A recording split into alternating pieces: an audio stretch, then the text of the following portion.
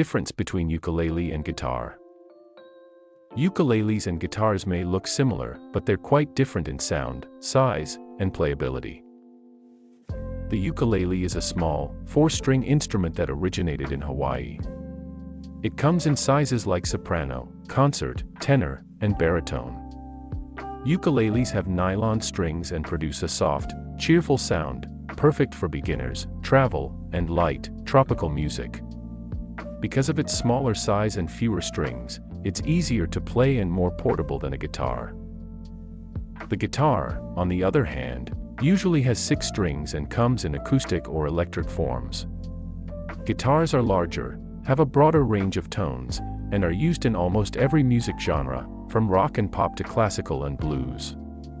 They're more versatile, but also more complex to learn, especially for beginners. Ukulele is small, easy, light sound, and guitar is bigger, versatile, richer sound. So if you're just starting out or want a fun, casual vibe, go for a ukulele.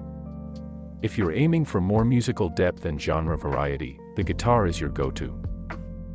For more such informative videos, subscribe our channel and like the video.